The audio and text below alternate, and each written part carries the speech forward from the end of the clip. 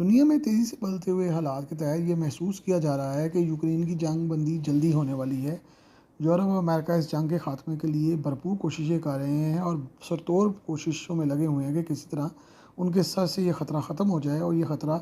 आराम से एक एशिया में चला जाए या कहीं और चला जाए ताकि उनकी जान छूट जाए, क्योंकि यूरोप पूरे का पूरा पिछले 2 सालों से एंगेज हुआ है। लेकिन ये एक बड़ी हैरतअंगेज़ बात है कि अगर ये ख़तरा यूक्रेन से हट जाता है तो फिर या तो ये पाकिस्तान पे आएगा और या फिर ताइवान पर डाला जा सकता है। इसलिए ताइवान के लिए पाक भारत जंग में दिलचस्पी जो है वो कोई नई और हैरतअंगेज़ बात नहीं है। यूक्रेन की जंग में कई नए इतिहास, ट्रेजेडीज़ और इस तरह की चीज़ें इस्तेमाल हुई जिनसे पूरी दुनिया जो है उसने एवेल्यूएट किया, उससे फ़ायदा उठाया, उसे अपने फ़ौज के लिए भी जो है वो देख रही है ताकि उससे बहुत सारी चीज़ें सीखी जा सकें। जो ये 4 दिन की जंग हुई है उससे भी बहुत कुछ जो है वो फ़ायदा उठाया जा सकता है और दुनिया में जो है वो उसको एवेल्यूएट किया जा रहा है कि किस तरह इंडिया ने पाकिस्तान पे हमला किया और पाकिस्तान ने उससे आगे रिटेलिएट किया। रूस के हथियारों की सलाहियत, अमरीकी और यूरोपीय हथियारों की कामयाबी, सभी पर फौजी हलकों में बहुत ज़्यादा गौर व ख़ौस जारी है और उस पर बहुत ज़्यादा एवेल्यूएशन हो रही है, सेमिनार्स हो रहे हैं और उसको चेक किया जा रहा है, जायज़ा लिया जा रहा है।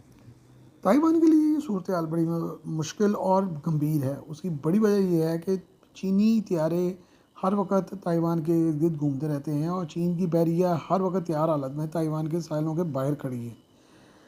इसके लिए वॉर टेस्टेड चाइनीज हथियार अब एक बहुत बड़ा दर्द-ए-सर हैं, क्योंकि उनके लिए अब ये फ्लेयर अप हो गई है चीज़ कि ताइवान जिस पर किसी वक्त भी हमला चाइना कर सकता है, उसके पास वो कुछ नहीं है जो कि पाकिस्तान के पास इंडिया के ख़िलाफ़ था,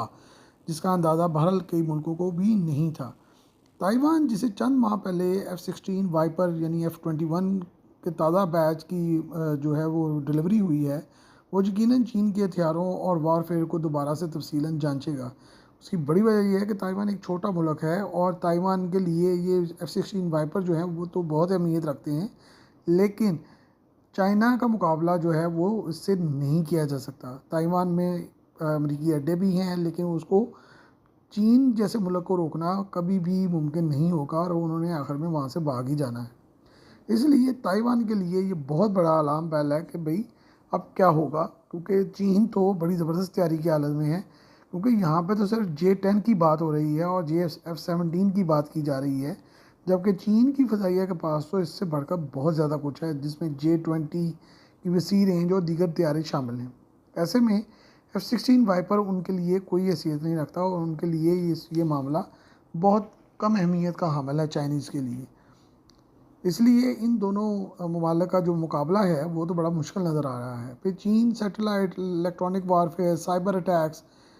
इससे इस कदर तेज़ी से जो है वो सामने आया है और इसके कदर तेज़ी से उन्होंने इस पे इंडिया के पाकिस्तान के साथ मिलकर इंडिया पे अटैक किया है कि ताइवान के लिए अब ये बहुत मुश्किल नज़र आ रहा है कि वो एक तो चीन का जवाब दे सके और उसको अजम्पशंस में लाने के लिए भी अब ये सोचना होगा कि चंद दिन के लिए ही सही, लेकिन वो चाइना की इस ताकत को कैसे काउंटर कर सकेगा, जिस पर अब ताइवान में बहुत ज़्यादा परेशानी पाई जाती है।